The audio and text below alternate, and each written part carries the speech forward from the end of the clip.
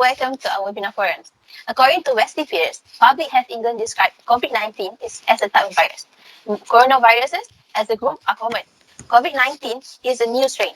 Current information suggests that COVID-19 virus is more difficult to contain and therefore proving particularly difficult to manage. Because of the way COVID-19 is spread, the event industry has needed to become hyper-aware due to the concentration of people in enclosed space. The COVID-19 pandemic has spread with alarming speed, affecting millions and bringing economic activity to a near standstill as countries impose right restriction on movement to halt the spread of the virus. So today, we will discuss issues in event planning on the coordination during COVID-19 pandemic. Hi, I'm Farah, the host for today. With us, we have three panelists. The first panel is Ms. IZZAN HANIYYAH with Desa IBRAHIM, the virtual assistant of KLCC. Second panel, Datuk Siti NORSHAHIRAH binti AMIRRUDIN, the CEO of Convention and Exhibition Organizer. And lastly, the last panel, Encik IKRAM ZAKI bin MOHAMAD NASIR, Directory Staff KBS Menteri Belia and Sukan. Okay, moving to the first question. From your opinion, why are large amounts of events being cancelled? Ms. IZZAN? Thank you, Ms. Farah. Before that, Assalamualaikum and a very good morning to the moderator and fellow panel. I would like to thank you for inviting me to this webinar sessions. The COVID-19 virus in Malaysia is now at level 3, where almost every day the case almost reached 4 figures. Yesterday case, according to KKM press statement, 10 November 2020, current situation of coronavirus in Malaysia overall until 10 November 2020 at 12 noon, a total of 869 new cases were reported, making the total number of COVID-19 positive case in Malaysia a total of 42,050 case. Meanwhile, the number of active cases with COVID-19 infection is 11,446. Due to the growing COVID-19 virus, all state government programs and activities have been cancelled or postponed to prevent the spread of COVID-19. That's right. According to New Straits Times by IC Yusof, has shown that the spread of coronavirus COVID-19 has taken a heavy toll on major events in Malaysia, with numerous cancellations and postponements. The decisions on postponement and cancellation was due to take measures to safeguard the event participants, exhibitors, and potential visitors, and undertake necessary measures and precautions to ensure the health and safety of all employees and those around. For example, the Malaysian Investment Development Authority, MIDA, is being postponed its media invitation on its annual media conference 2020 due to the spread of COVID-19. MIDA is taking extra precautionary measures to ensure the well-being of their personnel and visitors. What about sport, Encik IKRAM? Is the sport event still running as usual? Thank you, Ms. Farah. As we all know, many events were forced to be cancelled and postponed during pandemic COVID-19. Sport events are no exception. Many sport activities have also been cancelled or postponed for the safety of the athlete and staff of organization. For example, Capri, Sukma, and Badminton Nation Open were forced to be postponed and cancelled. Although many events has been planned for in a long time and tidy, this is an unavoidable thing despite having to bear the biggest loss. Wow, too many events had to be postponed, and there were also events that had to be cancelled. So, Datuk Shaira, as someone who works in the event field, can you tell how event planner ensures effective compliance to events? For event planners to ensure effective compliance is by engaging with the government on true monitoring and reporting, as well as correct implementation and enforcement of the industry standard operating procedure, that is SOP. Based on the FTN news, it is absolutely crucial for all industry players to commit to ensuring that in all stages of an event, from planning to execution to post-event contract tracing, SOP are strictly and ethically implemented and enforced. This will help the industry to instill confidence in the public and government that it is indeed possible to conduct events in a controlled, safe, and secure environment. Other than that, implement the best SOP practice, event organizer will be able to abide by the requirements when executing their events in accordance to the standards. Yeah. Besides emphasizing on the importance of adherence to the SOP, the engagement session also shed light on the government supports to the industry. Large event organizers were encouraged to liaise with the MOH and the Royal Malaysia Police in the planning phase of any large-scale event to ensure a smooth and safe execution. While the industry itself was urged to reach out to all players, big and small, in the supply chain and to provide feedback through myself on any challenge or problem faced in the implementation of the SOP and to ensure they have access to the SOP to ensure correct implementation. The venue sector has to take the lead in ensuring conformity to the SOP and it is imperative to ensure event organizers have covered all the requirements in their pre-event planning. What about sports, IKRAM? Sport are also the same. To ensure the effectiveness of the event, more action needs to be done. In a sport, many plans had to be done because it involves many people. Safety is a priority in a sport. National Security Council and Ministry of Youth and Sport have released a standard operations procedure (SOP) for all sport association to organize sport events. But this SOP is only applicable to sport associations that have been permitted by the ministry to organize sport events. In a SOP, the staff and athlete must scan their temperature and wear a mask before entering the stadium. Besides that, the organizer also has sanitized the World Stadium after the event ends. Okay, like what Auntie IKRAM said before, many events were forced to be postponed and cancelled during pandemic COVID-19. So, Ms. IZZAN, what is the impact that affect the event industry caused by COVID-19? And this COVID-19 virus is very subtle, dangerous, and easily spread without us realizing it. There are many big impacts because of this pandemic. For example, first, no social gatherings. As the COVID-19 virus is deemed highly contagious, no social gathering which could bring high numbers of attendees together are allowed. No physical event can be held anytime soon. This is the biggest impact for all event industry players. Other than that, no outbound travels. This restricts all Malaysians from travelling out of the country during the lockdown period. It means all Malaysians will not be able to attend any physical event in foreign countries. Because of this, many exporters and importers who were planning on attending trade shows, business meeting and events during this period are affected. Lastly, closure all private sector premise. This includes all venue owners such as KLCC, MyTech, Nexus Bangsa South, and many more locations. No event gathering will lead to no need for a physical venue, drastically affecting the revenue stream of all. Thank you, Ms. IZZAN. As for business, we know many companies were affected by this pandemic. Just like Ms. IZZAN said before, KLCC, MITEC, they have to close the venue to prevent the widespread of the coronavirus. So there's no event gathering at all. Okay, Encik IKRAM, for sport, how did this pandemic affect sports event?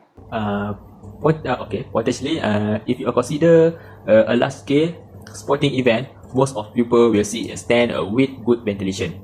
Among people they know who hail from the social group and facing the same direction and may only touch a few surfaces of the venue. In contrast, a small event could result in high crowd density in confined space. It's a key to bear in mind the areas that are pinch point moments throughout the experience, example like toilet, entrance and exits. One of the impacts to sport event is the professional sport ecosystem.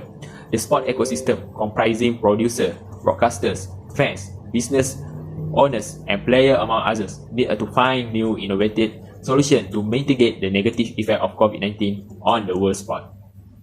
Other than that, athletes who depend on their allowance and a competition have to work part-time because they cannot compete any tournament and want to continue their daily life.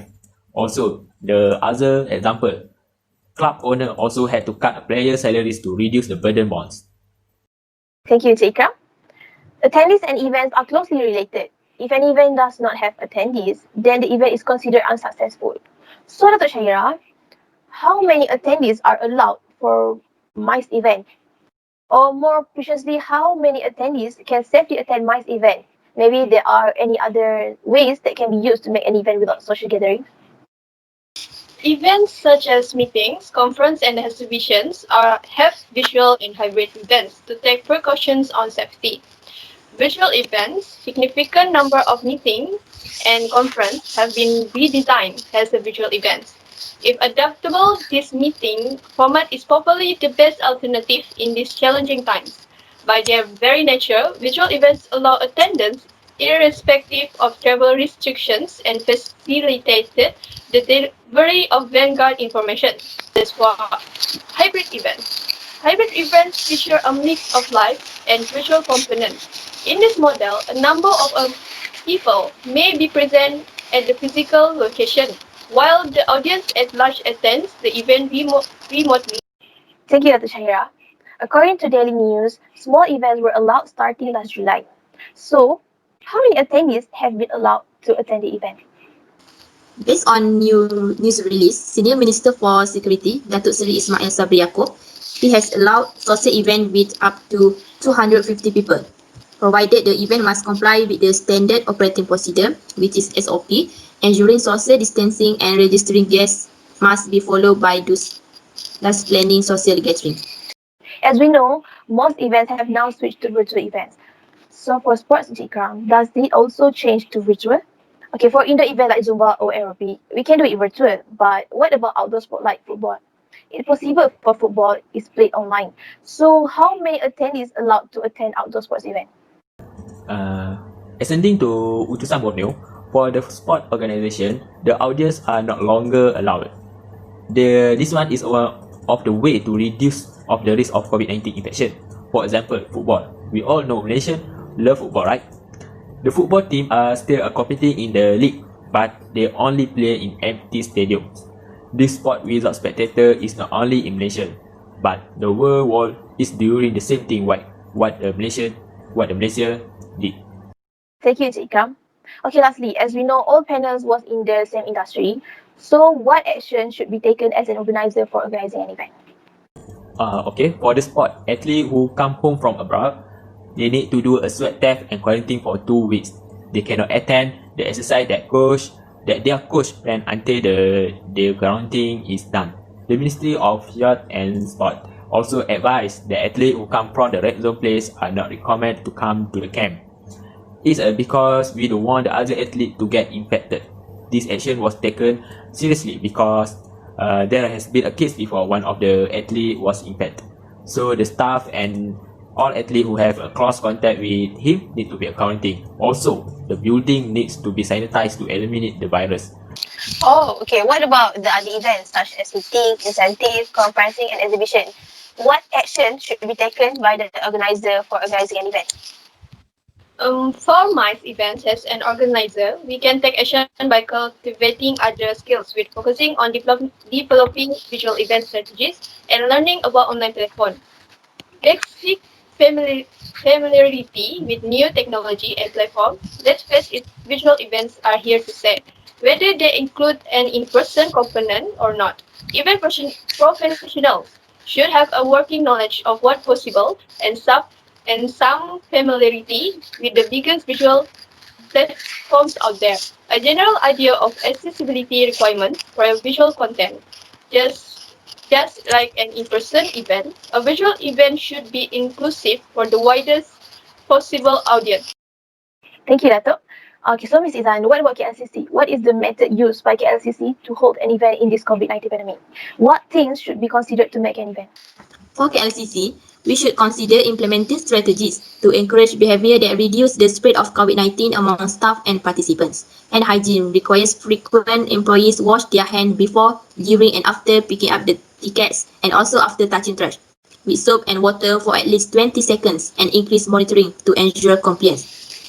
If soap and water are not available, workers may use a hand sanitizer that contains at least 60% alcohol and rub hands dry. We encourage staff and the audience to cover their mouth and nose with tissue when coughing and sneezing. Here, we require our staff to use masks all the time until they finish their work.